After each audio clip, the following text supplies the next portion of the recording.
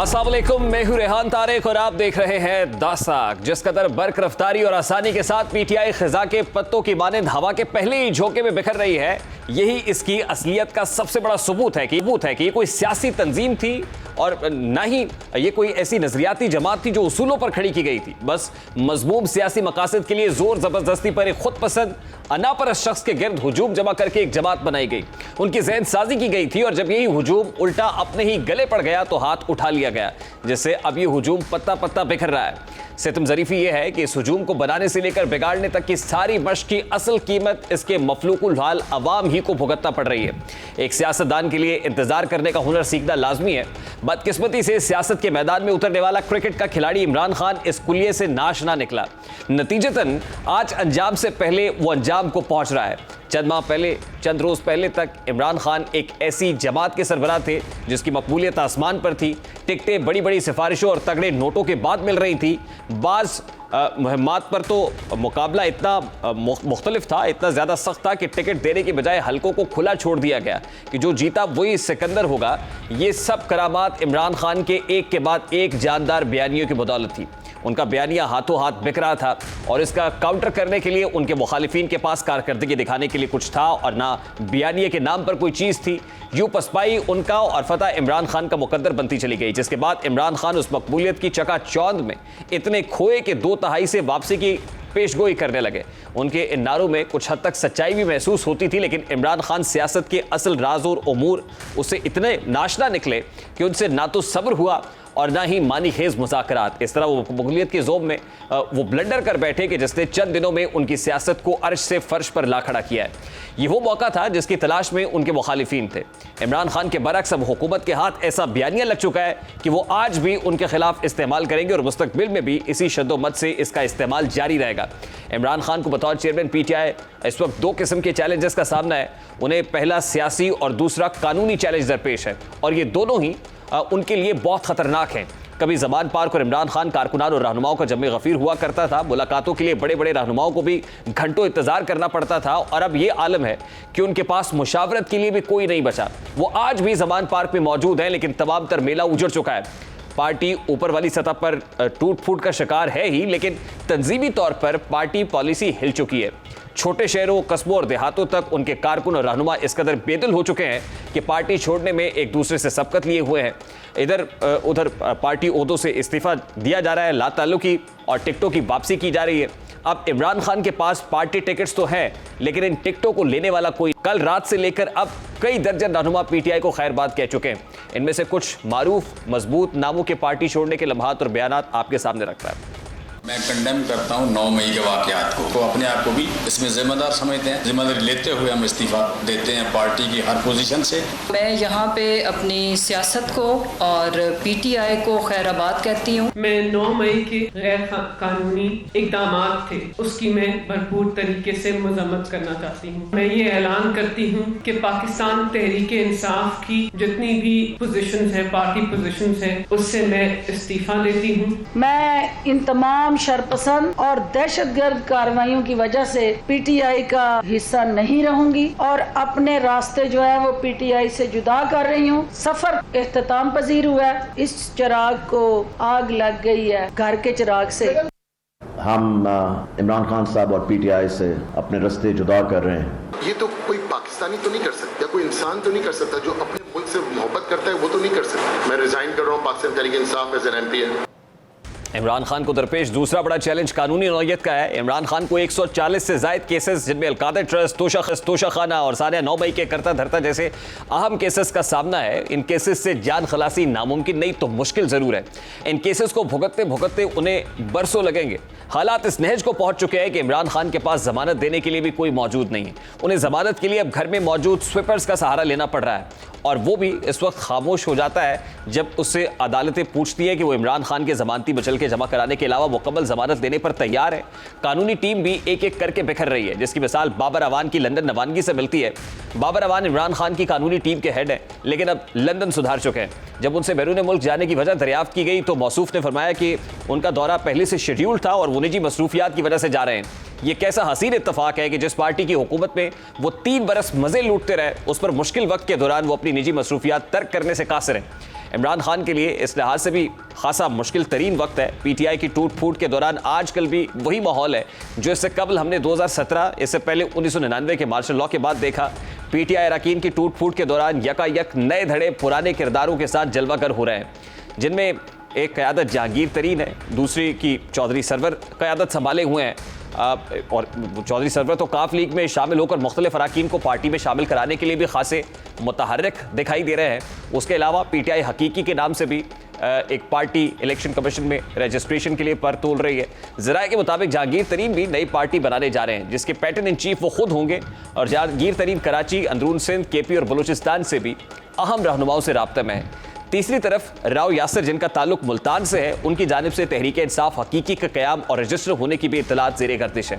यह सवाल ये है कि इससे कबल हमने जनूबी महाज सूबा देखा, जनूबी पंजाब महाज, मुस्लिम लीग नून के वतन से मुस्लिम लीग काफ, पीपल्स पार्टी के वतन से पीपल्स पार्टी पेट्रियट समेत कई ऐसे धड़े देखे और उनका अंजाम भी। क्या अब पुराने किरदारों के साथ नए धड़ों का क़याम कारगर साबित होगा?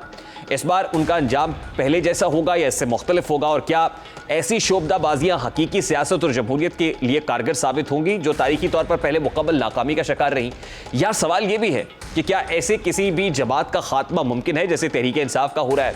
तहरीक इंसाफ की अपनी मौत आप मरने और मीडिया पर सवालात उठाने के बाद हुकूमत भी मिलिट्री कोर्ट से ट्रायल के मामले में थोड़ा पीछे हटी है।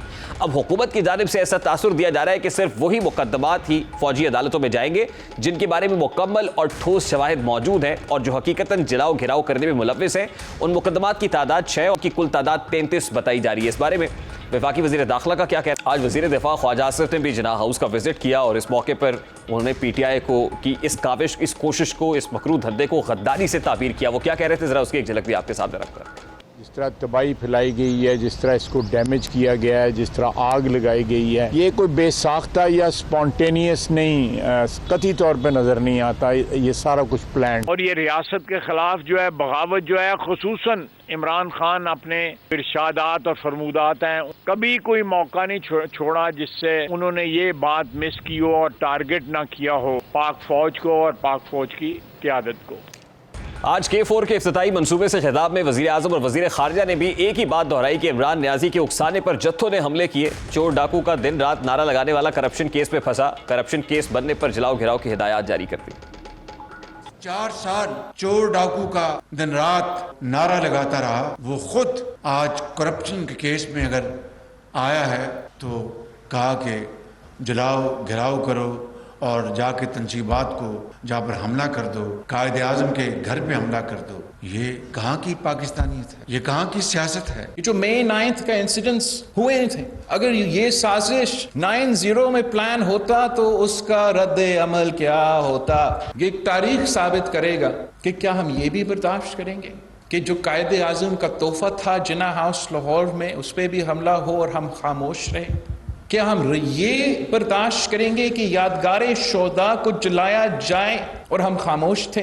क्या हम ये बर्दाश्त करेंगे कि हमारा मिलिट्री इंस्टॉलेशंस जिसमें आज तक भारत का लोग ना आ सके? इमरान खान की सियासी तन्हाई एक जगह, लेकिन सियासी घुटन इतनी ज़्यादा बढ़ती चली जा रही है जिसका अंदाज़ा इस सब्र से लगाया जा सकता है कि आज एक धमाकेदार प्रेस कॉन्फ्रेंस वफाकी वज़ीर सेहत कादिर पटेल की जानिब से की गई, जिनका कहना है कि गिरफ्तारी के बाद इमरान खान की जो मेडिकल रिपोर्ट्स आई हैं, उन रिपोर्ट्स में शराब और कोकेन का बेदरीग इस्तेमाल पाया गया है। इमरान खान 5-6 माह प्लस्तर चढ़ाकर घूमे मगर फ्रैक्चर नहीं था। तिबी रिपोर्ट में इमरान खान की दिमागी सेहत मशकूक करार दी गई है।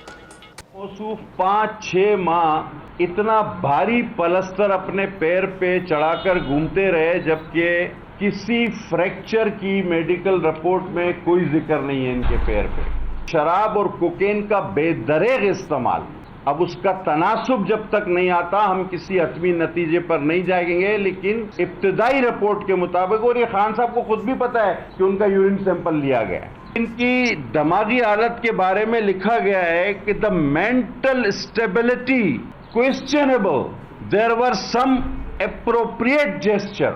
अब यह आपका वजीर आजम था जिसके बारे में 5 सीनियर डॉक्टर्स का पैनल लिख रहा है, यानी इसकी दिमागी हालत ही ठीक नहीं है। अब सवाल ये कि क्या कोई सियासी रिपोर्ट है? अगर सियासी रिपोर्ट नहीं है, डॉक्टर्स का पैनल ऐसी रिपोर्ट जारी कर रहा है, इसमें किस कदर हकीकत है और इस तरह की रिपोर्ट से क्या इस्टेब्लिश करने की कोशिश की जा रही है? क्या वाकई सियासत इस हद तक गिर सकती है? इसका अल्टीमेट फ़ायदा किसको हो रहा है? इसका बेनिफिशरी कौन है? लूजिंग एंड पे कौन है? आने वाले दिनों में क्या होने जा रहा है? अभी एक क्विक शॉर्ट ब्रेक लेंगे, जिसके बाद वापस आएंगे तो साबिक गवर्नर पंजाब चौधरी सरवर भी हमारे साथ मौजूद होंगे और दीगर मेहमान भी हमारे साथ होंगे। इस ब्रेक के बाद हमारे साथ रहिएगा।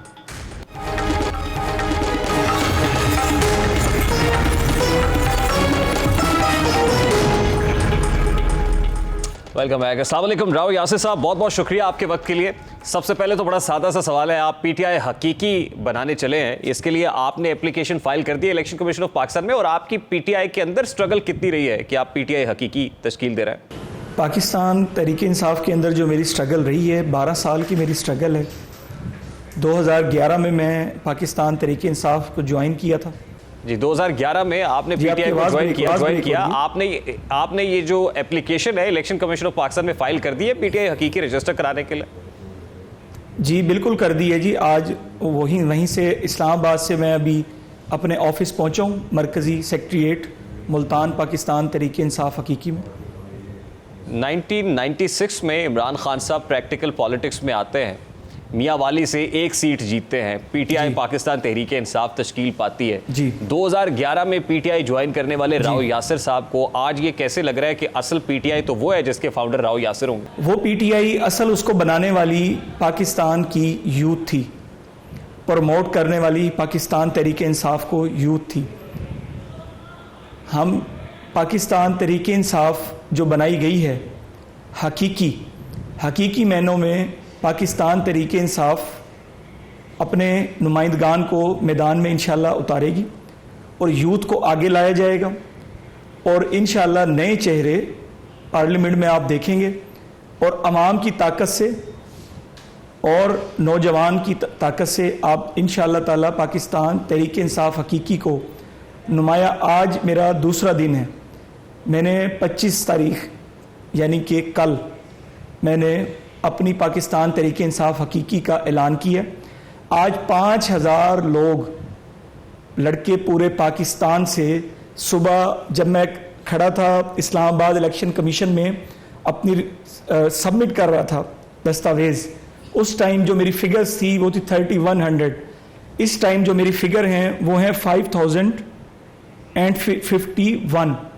इस टाइम तक मुझे पूरे पाकिस्तान से मुझे ज्वाइन कर चुके हैं और तनकीद भी हैं कि आप खान साहब को छोड़ रहे हैं, आप खान साहब के साथ गलत कर रहे हैं। जितने लोगों ने आपको ज्वाइन किया, कितने उनमें से ऐसे जिन्होंने पीटीआई छोड़ के आपको ज्वाइन किया?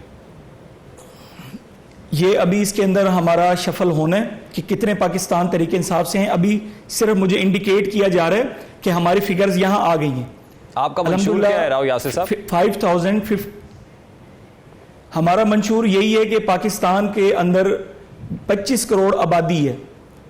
25 करोड़ आबादी के अंदर 10 करोड़ लोग हैं जो काम करते हैं, 15 करोड़ लोग ऐसे हैं कि घर के अंदर 10 अफराद हैं तो 1 अफराद काम करता है और 9 अफराद खाते हैं।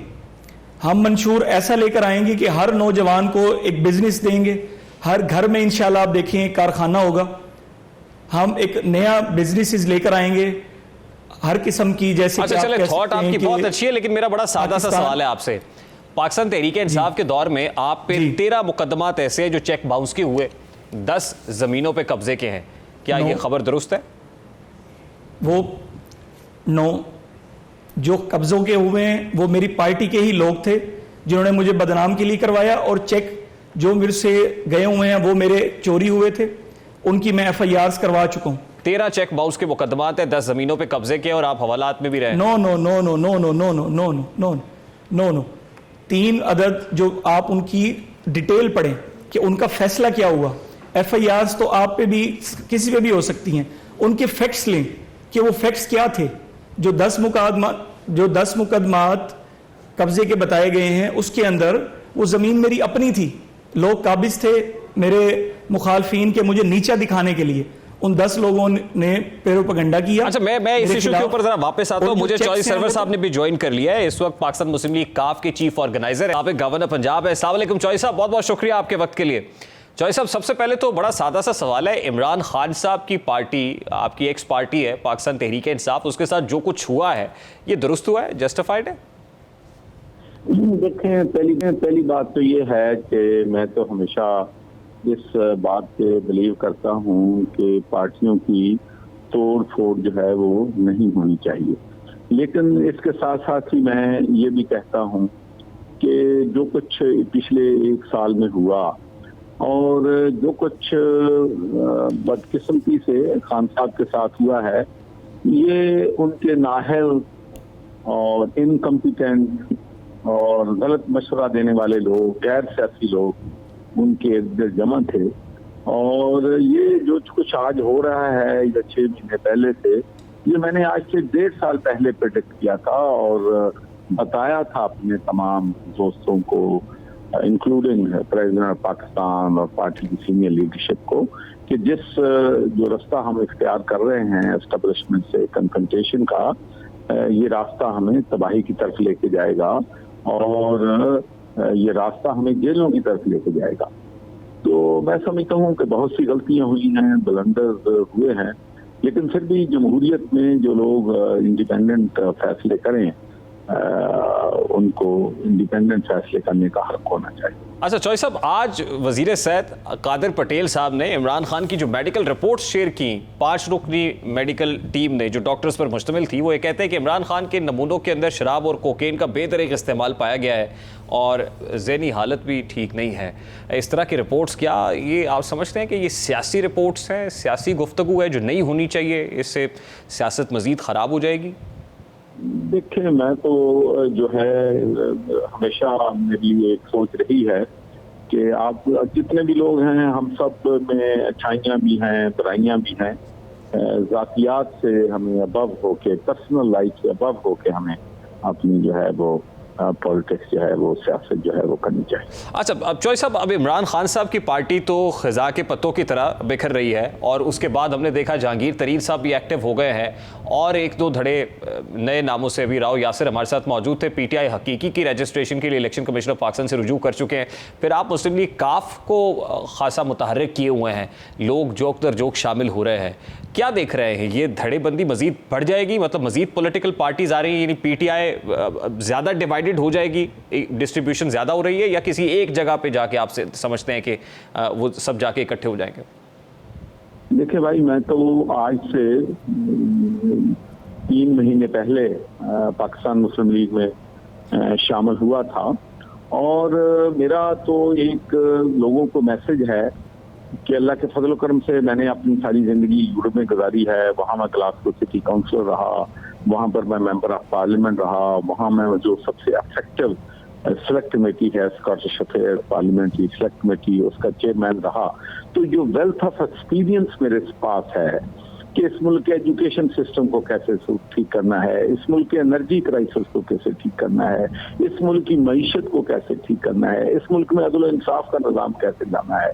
तो मैं तो बेस्ट लोग जो हैं, मेरा नंबर 1 टारगेट जो है वो इलेक्टेबल या जो परिंदे हैं वो नहीं है। मेरा पहला टारगेट ये है, जब से मैं पार्टी में आया हूँ, कि मैं हेल्थ में, एजुकेशन में, लीगल अफेयर्स में बेस्ट लोग तलाश करूँ, ताकि एक पूरा मंशूर, एक मैनिफेस्टो दूं पाकिस्तान के अवाम को, जो हम इस बहरान से, मैं समझता हूं कि मैं और मेरी पार्टी और मेरे साथी जो हैं इस मुल्क को इस बहरान से निकाल सकें। बाकी जहां तक सियासत का ताल्लुक है, मेरा तो मशवरा हमेशा, मैं साउंड मशवरा देता हूं। मेरा मुखालिफ भी अगर मुझसे सियासी मशवरा लेना चाहे तो मैं उसको हमेशा साउंड मशवरा जो है वो देता हूं। तो मैं, जो लोग पार्टी छोड़ रहे हैं, अपनी खुशी से छोड़ रहे हैं या अंदर प्रेशर छोड़ रहे हैं, क्योंकि मेरी जिन लोगों से मुलाकात हुई है तो उनमें से जिन लोगों को मैं मिला हूं, उन्होंने कहा कि नहीं कि हम खुद सियासत से जो है फेड अप हो गए हैं, ये कन्फ्रंटेशन की पॉलिटिक्स से फेड अप हो गए हैं, इसलिए पार्टी छोड़ रहे हैं। तो मैं समझता हूँ कि उनको इंतजार करना चाहिए, जल्दबाजी में फैसले जो हैं नहीं करने चाहिए। मेरे बहुत से दोस्त हैं जो MPA हैं, MNA हैं, जिन्होंने पार्टी PTI को छोड़ा है। अगर मैं कहूँ तो मुझे यकीन है कि वो मुझे ना नहीं कर सकते और मेरे उनसे अच्छे तल्कात हैं, लेकिन उनको भी मैंने मशवरा दिया है कि जल्द में फैसला ना करें। हमने पहले एक्सपीरियंस किया है कि 26 लोग पाकिस्तान तहरीक इंसाफ को छोड़कर जो है वो PDM को और उन्होंने हमजा बिल्कुल चौधरी साहब देखे ना, सियासी लोगों का सियासत से फेडअप होना is not a good sign for politics, ये तो अपनी जगह पे दुरुस्त है, लेकिन इमरान खान साहब ने ये भी इस्टेब्लिश कर दिया ना 2018 के अंदर कि पाकिस्तान के अंदर इलेक्टेबल्स की पॉलिटिक्स है। इलेक्टेबल्स 1.5 से 2 दर्जन का रेवड़ है, वो जहां कहीं होगा जिसके पलड़े में उसका वोट होगा वो जीत जाएगा। तो ये विजन जो आप दे रहे हैं मुस्लिम लीग काफ के प्लेटफॉर्म से, अब ये तो इमरान खान साहब का जो बिगिनिंग है पॉलिटिक्स की, उस पर वो भी ऐसी बातें करते थे, लेकिन हम देखा कि इलेक्टेबल्स के बगैर सियासत नहीं हो सकती पाकिस्तान में। मैं आपको एक बात बताऊं, मैं तो इस बात पे जितना भी ज्यादा से ज्यादा सोचता हूं, गौर करता हूं, ये जो इलेक्टेबल्स का इशू है, ये कंस्टिट्यूएंसी इश्यूज है, इसमें यकीनी तौर पर जो कैंडिडेट्स हैं वो मैटर करते हैं, लेकिन उनमें यकीनी तौर पर पार्टी का वोट जो है वो भी मैटर करता है। इसलिए मैं तो समझता हूं कि पाकिस्तान के मुस्तकबिल के लिए और इन इलेक्टेबल्स का जोर तोड़ने के लिए और पाकिस्तान में ट्रू डेमोक्रेसी लाने के लिए मैं तो इस हक में हूं कि हमें मुतनासिब नुमाइंदगी जो है इस मुल्क में लेकर आनी चाहिए। क्योंकि अगर कोई, मैं आपको मिसाल देता हूं कि लेट्स से प्राइम मिनिस्टर है, इमरान खान की बात ले लें, वो शुरू में बिल्कुल ये नहीं चाहते थे कि जो MNAs हैं, MPAs हैं, उनको जो है फंड्स दिए जाएं, क्योंकि उनको भी मालूम है, हमें भी मालूम है कि फंड में से कितना पैसा लोगों की जेबों में जाता है, कितना खर्च होता है। लेकिन फिर मजबूर हो जाते हैं लीडर पार्लियामेंट सिस्टम में अपने MNAs की बात मानने के लिए, अपने MPAs की बात करने के लिए। तो मैं तो समझता हूँ हमें बहसीत कौम, हम सबको हमें पता है कि पार्लियामेंट सिस्टम जो है बिल्कुल ठीक है, लेकिन जो ये कंस्टिट्यूएंसी सिस्टम है, first past the post system है, ये बुरी तरह पाकिस्तान में नाकाम हो गया है। और अगर हम मुतनासिब नुमाइंदगी मुल्क में ले आए तो मैं समझता हूँ कि that is the way forward, और इसके लिए इंशाल्लाह मैं जो है कैंपेन भी लॉन्च करने वाला। बहुत बहुत शुक्रिया चौधरी सरवर साहब आपके वक्त के लिए। इस वक्त पाकिस्तान तहरीक बानी रहनुमा अकबर एस बाबर साहब ने हमें ज्वाइन कर लिया, और अकबर एस बाबर साहब की सियासत भी अब लगता है कि अंगड़ाई ले रही है, और स्टेटमेंट कहीं मैं देख रहा था कि जहांगीर तरीन साहब से भी कोई राब्ता हो सकता है। अकबर एस बाबर साहब अस्सलाम वालेकुम। वालेकुम अस्सलाम। बहुत बहुत शुक्रिया आपके वक्त के लिए। अब तो पाकिस्तान तहरीक इंसाफ हकीकी के नाम से एक जमात रजिस्ट्रेशन के लिए पहुंच गई है इलेक्शन कमीशन ऑफ पाकिस्तान में। राव यासिर साहब जो फाउंडिंग मेंबर है उसके, वो हमारे साथ मौजूद थे। मतलब जब हकीकी की बात हो रही है, हम तो आपसे एक्सपेक्ट कर रहे थे कि PTI हकीकी आपकी तरफ से आएगी, हकीकी के लिए रजिस्ट्रेशन की एप्लीकेशन पहुंच भी गई। बिस्मिल्लाहिर्रहमानिर्रहीम। नहीं, मैं तो पहले दिन से ये कह रहा हूँ कि हाँ, पार्टी में हमने एक PTI फाउंडिंग मेंबर्स का जो ग्रुप है, फाउंडर्स ग्रुप, वो बनाया है ताकि लोगों को इकट्ठा रहें, बातचीत में रहें और एक दूसरे को ये चार्ज रखें और तैयारी रखें कि वो वक्त की जो अब आ गया है कि जब हमने पार्टी की कमान संभालेंगे इंशाल्लाह। देखिए, मैं पहले दिन से ये कह रहा था कि I am PTI, I will always be PTI, और इमरान ने पूरी कोशिश की कि मुझे PTI से निकाले, एंड आई कंटेस्टेड हिम, और अल्लाह के करम से मैं इलेक्शन कमीशन, हाई कोर्ट में, single bench, double bench, and I one. वो एक प्रिंसिपल था पार्टी की, एक प्रिंसिपल था कि ये पार्टी, इसकी कोई किसी शख्स की ज़ाती मलकियत नहीं होती डेमोक्रेसीज़ में, उसको एक इदारा बनाना होता है। वो इदारा किस लिए बनाते हैं? लीडरशिप के लिए, ताकि वो एक नर्सरी बने। तो अब जो हालात बन रहे हैं, जिस तरह दिन में 3-3 प्रेस कॉन्फ्रेंसेज हो रही हैं, तो मैं देख रहा हूँ कि ऐसे बहुत सारे लोग हैं जिनको शायद हम पार्टी में अब टॉलरेट भी ना करते। तो अल्लाह के करम से वो एक एक करके खुद ही छोड़ के जा रहे हैं, उन पे ऐसे हालात बन गए हैं। तो ये सारे मोस्टली अपॉर्चुनिस्ट थे या पॉलिटिकल वेस्ट, मैं इनको समझता था। ये वो लोग हैं जिन्होंने इस कश्ती में सुराख किया, इस कश्ती को डुबाने में इमरान उनका खान हिस्सा स्टिल है। देयर, इमरान खान तो वही खड़े हुए हैं, तो क्या इमरान खान से राब्ता करेंगे? नहीं, इमरान खान, देखिए, इमरान खान अनफॉर्चुनेटली वो मेरे नज़दीक वो बदकिस्मत इंसान है जिसको अल्लाह ने इस मुल्क में इज़्ज़त भी दी, मुकाम भी दिया, लेकिन वो उसे डाइजेस्ट नहीं कर सका। जिस रास्ते पे वो चला वो तबाही का रास्ता था। अल्लाह की रस्सी ढीली होती है, बहुत ढील देता है, लेकिन जब खींचता है तो फिर बख्शिश नहीं होती। इस वक्त वो अल्लाह की गिरफ्त में है। तो इमरान की क्या हैसियत है कुदरत के आगे? इमरान अपने वाटरलू पे पहुँच चुका है। देखिए, कोई भी कौम जो होती है, सबसे अहम चीज़ मेरे नज़दीक कौम की होती है उसकी नेशनल प्राइड होती है। अगर आपकी इकोनॉमी कोलैप्स कर जाए, अगर आपका सब कुछ हो जाए, अगर उस कौम में प्राइड है, नेशनल प्राइड है, वो दोबारा खड़ी हो जाती है, वो दोबारा मुकाबला करती है हालात का। और जो कौम की प्राइड होती है उसमें सबसे अहम चीज़ उसके शुहदा होते हैं। शोहदा का खून जो होता है उस मुल्क, उस मिट्टी को सरसब्ज और शादाब रखता है, वो उस नेशनल प्राइड का हिस्सा होता है। इसने उस पर हमला किया और ये होना था।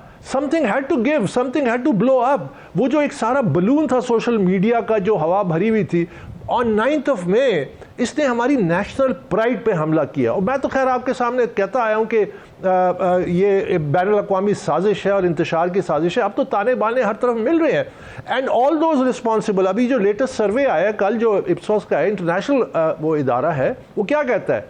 वो कहता है 60% पाकिस्तानी समझते हैं कि ये सोची समझी साजिश थी। 80% पाकिस्तानी कहते हैं कि जिन्होंने भी इसमें हिस्सा लिया उसको सख्त सजा दी जाए। So they should be held accountable. No mercy. Despite Imran Khan standing, मतलब he is standing alone and still he is standing, आपको लगता है कि PTI खत्म हो गई? PTI is no more? देखिए, PTI हमने एक नया फिनोमेना बनाया था, इसीलिए वो रजिस्टर हुआ, फिर नौजवानों ने उसको ओन किया। एक पोर्शन ऑफ नौजवान जो थे, वो इतने जल्दी नहीं मिटेगा। हाँ, वो मायूस हो जाएंगे, वो घर में बैठ जाएंगे। अब ये मेरे और आप हम सब की जिम्मेदारी है कि उनको उम्मीद दिलवाई जाए। इमरान खान के लिए जो मैं समझता हूँ कि इसके लिए जो बेस्ट ऑप्शन है, नॉट दैट वो ये करेगा, वो ये है कि he has to retire before being retired hurt, जैसा क्रिकेट में होता है ना। क्योंकि अब बॉल बहुत तेज़ आ रही है, उसकी जो रिफ्लेक्सेस है ना उसकी टाइमिंग है। सो ही शुड रिटायर और gracefully pass on the baton to the party originals, ताकि वो इस पार्टी को अब एक तजदीद नौ करें। सियासी जमातें मुल्कों कौमों की जमहूरियत में ज़रूरत होती है। वो एक नेशनल बॉन्डिंग होता है, उसमें नेशनल बॉन्डिंग होती है, पूरे मुल्क के मुख्तलिफ इलाके के लोग होते हैं। तो पार्टी का इसमें कोई कसूर नहीं है, कसूर इमरान खान का है। कसूर उन लोगों का जो अभी कश्ती से छलांगे लगा रहे हैं, और जो कश्ती डूबती है आपको पता है सबसे पहले कौन छलांगे लगाता है, तो उनका कसूर है। They must be held accountable. I have no love lost and no mercy. इन्होंने जुल्म किया इस मुल्क के साथ। इन्होंने जिस तरह नौजवानों को गलत रास्ते पे डाला है, इंतशार के रास्ते पे डाला है, जबान पे गाली और हाथ में डंडा दे दिया तरबियत के बजाय, दे must be held accountable and for the full force of law. ये मैं पहले दिन से कह रहा हूँ, आपके प्रोग्राम में भी कहता आ रहा हूँ कि ये जो इंतशार की सियासत है, ये पाकिस्तान को डबो देगी, ये पाकिस्तान को तबाह कर देगी। So I have no sympathy for them, but for the party, a political party, उसको ये आप फिक्र ना करें। और ये वक्त अब आ रहा है, जिस तरह मैंने कहा कि जो काम हमने करना था, हमने इन सब लोगों को फारिग करना था। मैं आपके प्रोग्राम में कह चुका हूं कि इन सब को हम फारिग करेंगे।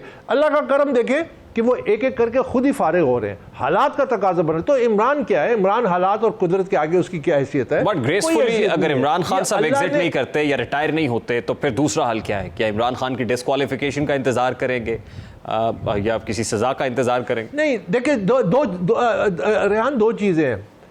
पॉलिटिकली अगर वो एग्जिट करते हैं, जिस तरह मैंने सजेस्ट किया, वो एक रास्ता है, बट दैट डजंट मीन कि उसको माफ कर दिया जाए in terms of the law end of the land जो उसने ब्रीच किया। बिल्कुल नहीं। He must be held accountable and he must pay the penalty for it. ये कोई मजाक नहीं है कि एक कौम की आप डिग्निटी से खेलें, उसकी इज्जत से खेलें, और सिर्फ इक्तदार के खातिर पूरे लेकिन जिस वक्त हम बात कर रहे हैं उसी वक्त खबर आ रही है कि सैफुल्लाह न्याजी और अबरारुल हक दोनों ने पाकिस्तान तहरीक इंसाफ छोड़ दिए। सैफुल्लाह न्याजी आप समझते हैं पाकिस्तान तहरीक इंसाफ के अंदर उनकी क्या वक़्त, आपके साथ भी बड़ा क्लोज लाइजन रहा है और इमरान खान के बहुत करीब थे, उन्होंने भी पीटीआई छोड़ दी। हाँ, मुझे याद आते हैं अब बहुत सारे ऐसी बातें याद आ रही हैं जो मैं आपको क्या बताऊं कि जब ये फर्स्ट टाइम पार्टी में आया, 1-2 साल पार्टी को शायद बन चुके थे, and you know how he was introduced and वो पार्टी में, and then how he what he did with the party, very unfortunate, but they are all paying the price of their own sins. इसमें there is no two opinion about it. ये सब इन्होंने मिलके नहीं, but I mean Saifullah Niazi का पीटीआई छोड़ना ये खासा सिंबॉलिक है। मतलब इसके बाद तो Imran Khan he was very close to Imran Khan. there are many things that इंशाल्लाह आपसे फिर कोई प्रोग्राम करेंगे, but yes, he was very close and he was very close to the finances of the party because he managed the accounts.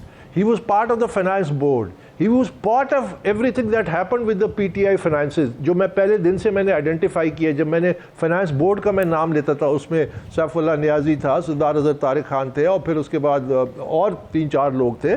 तो ये सारे, तो he was पिवटेबल, इसमें कोई शक नहीं है कि उसकी जो पोजीशन थी in terms of being a confident of Imran Khan, he was amongst the few जो उसके इतने करीब थे. So yes, but this is inevitable.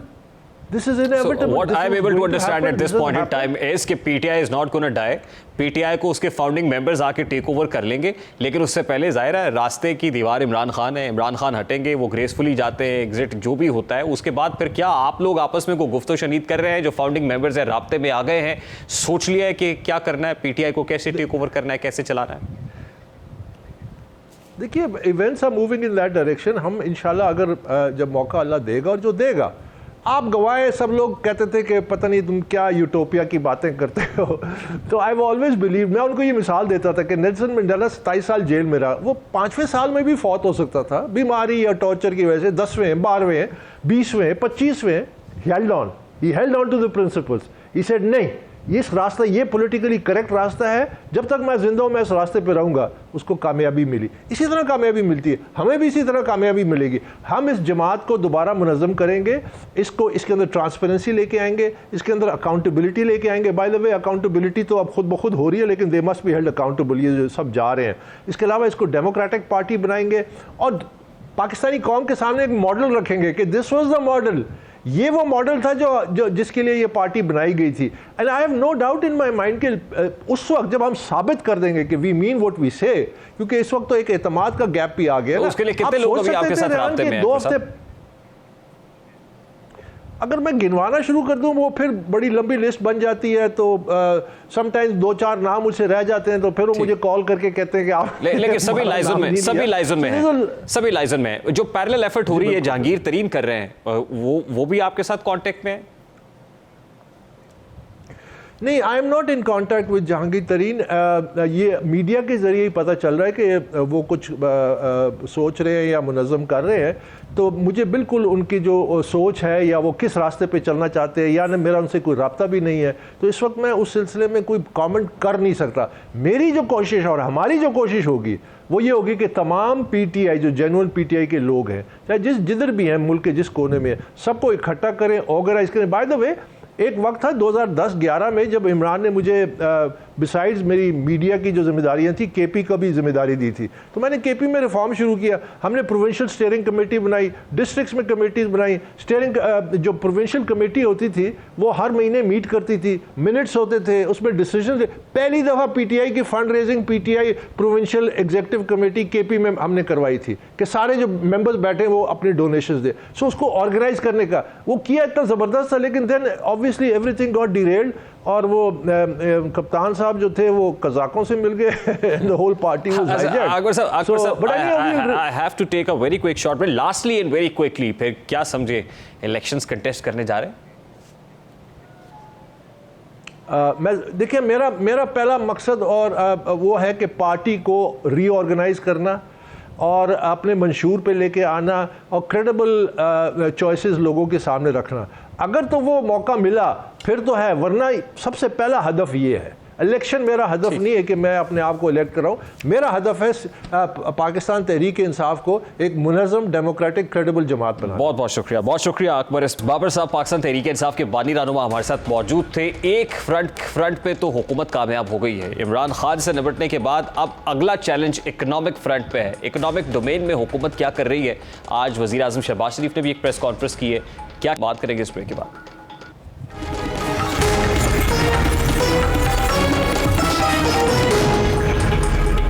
Welcome back. Supreme court of Pakistan से आप खबर यह है कि सुप्रीम कोर्ट के 5 रुकनी लार्जर बेंच ने जुडिशल कमीशन जो ऑडियो वीडियो लीक्स की तहकीकात के लिए बनाया गया था, हुकूमत की जानिब से इसको कलअदम करार दे दिया है. उस नोटिफिकेशन को मुअत्तल कर दिया गया है. 5 रुकनी बेंच जो chief justice of Pakistan justice Umar Ata Bandial की सरबराही में बनाया गया था, जिसमें जस्टिस एजाजुल एहसन और जस्टिस मुनीब अख्तर भी शामिल थे. अब उस बेंच की तरफ से जो मुख्तसर हुक्मनामा सुनाया गया है, क्योंकि आज इस केस की समाअत हुई, अटॉर्नी जनरल भी पेश हुए. अटॉर्नी जनरल ने इस बेंच की तश्कील के ऊपर सवालात उठाए और चीफ जस्टिस ऑफ पाकिस्तान की तरफ से भी इसके TORs पर बात की गई कि इसके TORs, इसके मैंडेट के अंदर ये बात क्यों शामिल नहीं है कि ये ऑडियो स्टेप कौन करता है, ये इसकी तहकीकात क्यों नहीं होनी चाहिए. और फिर इसकी तश्कील से मुताल्लिक जो जस्टिस काजी फाइसा की सरबराही में बनाया गया था और हुकूमत की तरफ से तश्कील दिया गया था, अब इस फैसले को कलअदम करार दिया गया. और एक ऐसे फैसले पर हुआ है कि जब इस कमीशन ने कल 4 अहम शख्सियात को बुलाया हुआ है और उन 4 शख्सियात के अंदर साबिक चीफ जस्टिस साकिब निसार के साहबजादे नजम साकिब भी हैं, उसमें अब्दुल क़य्यूम सिद्दीकी भी हैं जो सहाफ़ी हैं, उसके अलावा ख्वाजा तारिक रहीम को भी बुलाया गया है और आबिद ज़ुबैरी जो सुप्रीम कोर्ट बार एसोसिएशन के प्रेसिडेंट हैं उनको भी इस कमीशन ने तहकीकात के लिए तलब किया हुआ है।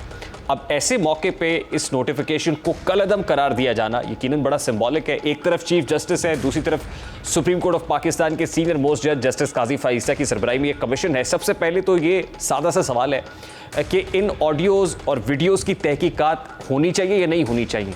अब जो कलअदम करार दिया गया है इस कमीशन का नोटिफिकेशन, इसका मतलब तो ये दिखाई दे रहा है कि सुप्रीम कोर्ट नहीं चाहता है कि इसका पोस्टमार्टम किया जाए, ये तहकीकात की जाए, तय तक पहुंचा जाए।